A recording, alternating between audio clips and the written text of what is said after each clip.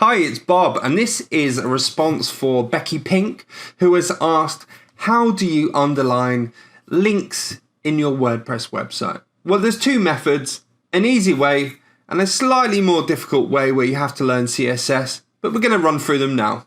Hope this helps.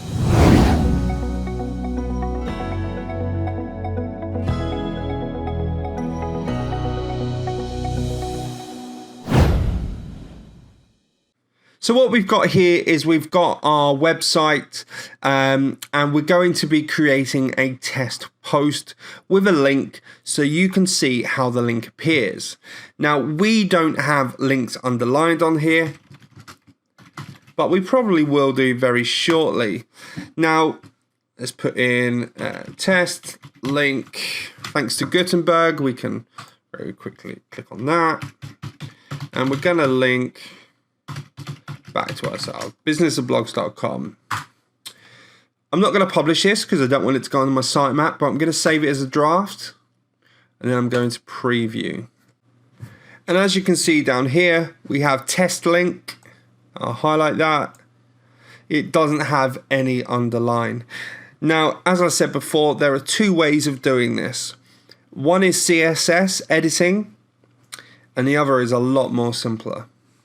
So we're going to go back into my post, and instead of relying on the CSS to underline this link, I'm going to highlight it. I'm going to press Control and U, or if you're on Mac, it's Command and U, and that's underline. And I'll save that in preview. We've now got an underline link. Very, very simple. It means you have full control over what links you underline and what links you don't. It also works if your theme has underlined links and you want them off. That works as well.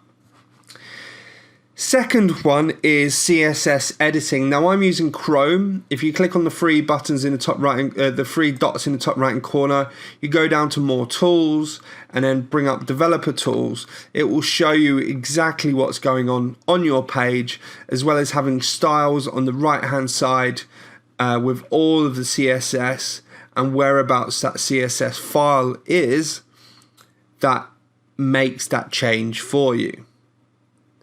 However, do not change it. Unless you know what you are doing, you can really mess up your CSS. I've done it in the past, then I've had to do a full theme reinstall because I wasn't sure what CSS was changed. So I would highly recommend you doing the front end editing if you're not confident with CSS. We are now, and we can do that for you. Actually, we're building a client's website at the moment, but I would highly recommend just doing the front end. It's a lot more simpler, it's a lot more easy, and you have control over which ones you linked. Thank you so much for watching. Hopefully this tutorial has been really helpful for you and given you added extra value in your WordPress blogs, completely free from us here at businessofblogs.com. If you've enjoyed this or have any questions, please comment below. If this has been helpful, please like and share. We are a very open community and we want to help as many people as we can. So hopefully you've enjoyed this and you're going to keep on blogging. Thanks very much. I've been Bob. I'll see you soon.